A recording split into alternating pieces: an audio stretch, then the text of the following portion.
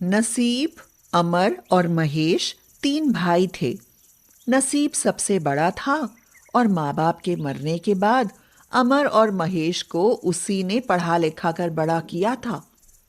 नसीब थोड़ा रूढ़िवादी विचारों का था, इसीलिए बेटे की चाह में वह 5 बेटियों का पिता बन गया। पर बेटियों का भाग्य भी बड़ा खोटा निकला।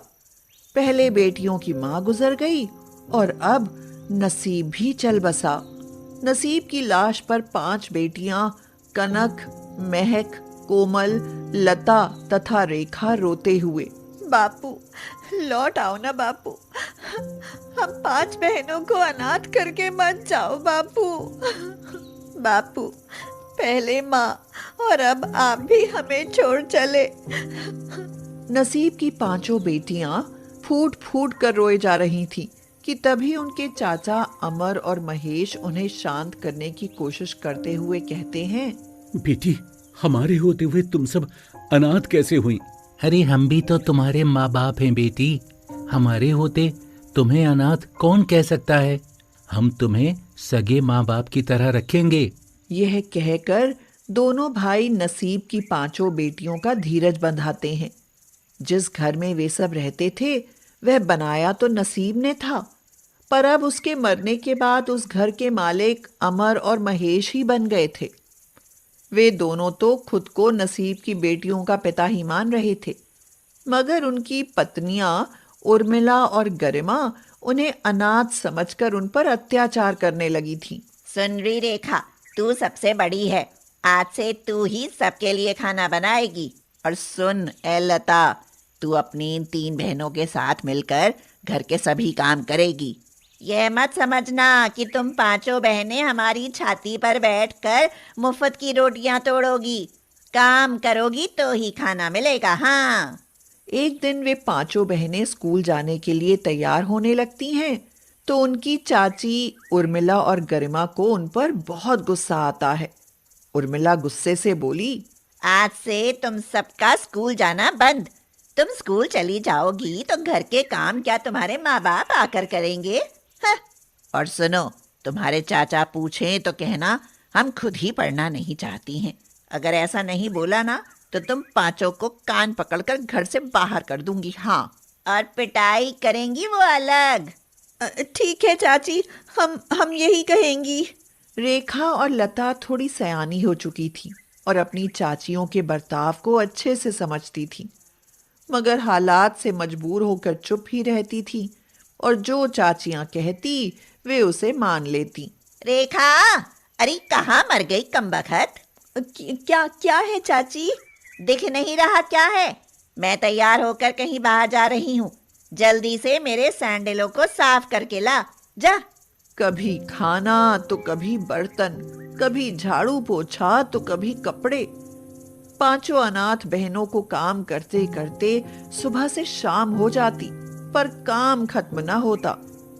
इतनी मेहनत करके भी जो रूखा सूखा मिलता बेचारी उसी को खाकर सो जाती, मगर फिर भी चाची ताने देती रहती थी। 5 बहनें उन्हें फूटी आंख न सुहाती थी। कुछ दिन बाद गरिमा तो उन्हें घर से निकालने पर ही तुल जाती है और कहती है, उर्मिला दीदी, हमारे पतियों की आधी कमाई तो इन अनाथ लड़कियों को पालने में निकल जाएगी। फिर हमारे अपने बच्चों के लिए क्या बचेगा? बात तो तेरी सही लगे है छोटी। इनको पालना और फिर इनका ब्याह शादी करना, इसमें तो हमारी जीवन भर की कमाई निकल जाएगी। तभी तो कहती हूँ कि इन्हें घर से निकाल दो। अनाथ ही तो हैं, कहीं भी जाकर अनाथों की तरह रह लेंगी। बात तो तू बिल्कुल ठीक कह रही है छोटी। अब मैं भी देखती हूँ ये पनौती इस घर में रहती कैसे हैं। एक दिन कनक को जोर का बुखार चढ़ाता है और रेखा उर्मिला से कहती है, चाची, कनक को बहुत तेज बुखार है। कुछ कुछ पैसे दे दो तो मैं इसे डॉक्टर को दिखा लाऊं। मेरे पास तो तुझे देने को फूटी कौड़ी ना है। तुम 5 अनाथ छाती पर मूंग दलने को बैठी हो। एक मर जाएगी तो कुछ बोझ तो कम होगा। निर्दयी चाची की ऐसी बात सुन रेखा का मन फूट फूट कर रोने को करता है, मगर वह रो भी नहीं पाती। वह भागती हुई कनक के पास जाती है और कहती है, कनक कनक, तुझे कुछ नहीं होगा मेरी बहन, कुछ नहीं होगा। दीदी मुझे दूध पीना है। तुझे दूध पीना है? ठहर, मैं अभी लाती हूँ। लता, कोमल, तुम कनक को संभालो, मैं इसके लिए दूध लेकर आती हूँ। यह कहकर रेखा दूध लाने के लिए रसोई में जाती है, मगर जैसे ही वह गिलास में दूध डालने लगती है, उसके हाथ से बर्तन छूट जाता है और सारा दूध फर्श पर बिखर जाता है। फिर क्या था, उर्मिला और गरिमा को उन्हें घर से निकालने का मौका मिल जाता है। उर्मिला गुस्से से बोली, कर दिया सारे दूध का सत्यानाश। अब तुम पांचों बदमाश बहनें इस घर में नहीं रह सकती। चलो निकलो इस घर से। यह कहकर उर्मिला और गरिमा उन्हें घर से निकाल देती हैं और वे पांचों चलते चलते एक दूसरे गांव में आ जाती हैं। कनक को अब भी तेज बुखार था। रेखा उसे लेकर एक डॉक्टर के पास जाती है और कहती है, डॉक्टर जी देखो, मेरी बहन को बहुत तेज बुखार है, इसे दवा दे दो ना। अरे पैसे हैं तेरे पास? नहीं है, हम पांचों बहनें अनाथ हैं।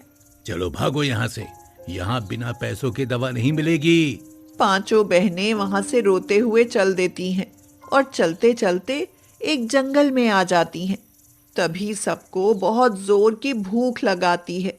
महक कहती है, दीदी मुझसे तो चला नहीं जाता, बहुत भूख लगी है। दीदी भूख तो मुझे भी लगी है।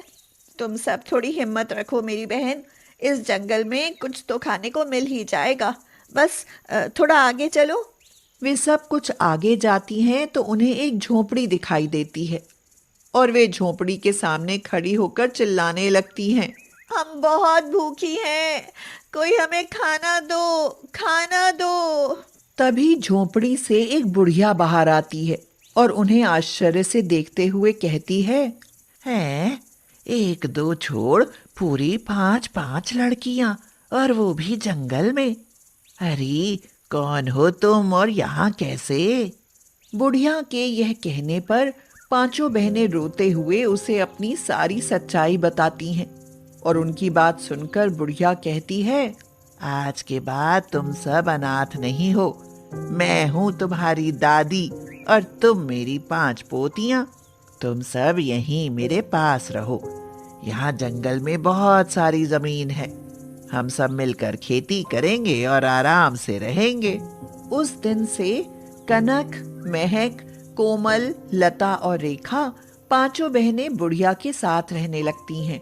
उधर जब अमर और महेश अपनी पत्नियों से बच्चियों के बारे में पूछते हैं तो वे खुद को निर्दोष साबित करने के लिए रोने पीटने का ढोंग करने लगती हैं। हम तो आपकी भतीजियों को उनकी सगी माँ से ज्यादा प्यार करती थी, अब वही हमें माँ न समझे तो हम क्या करें? अपने बच्चों की तरह खिलाया पिलाया, प्यार किया, फिर भी घर छोड़कर चली गई, तो इसमें हमारा क्या कसूर? समय बीतता जाता है और कुछ सालों बाद पांचों बहनें बुढ़िया के साथ मिलकर अच्छी खेती करने लगती हैं। खूब फल, सब्जियां और अनाज उगाने लगती हैं। फसल बेचकर खूब पैसा आता है और वे झोपड़ी की जगह आलीशान घर बना लेती हैं। एक दिन रेखा बाजार में फल और सब्जियां बेचने जाती है तो उसे वहां महेश और अमर मिल जाते हैं। रेखा को देखकर महेश और अमर रोने लगते हैं। अरे तुम रेखा, मेरी बच्ची, तुम कहाँ खो गई थी? बेटी, हमने तुम्हें कहाँ कहाँ नहीं ढूंढा। भगवान का शुक्र, आज तुम मिल गई। तुम्हारी बहनें कहाँ हैं?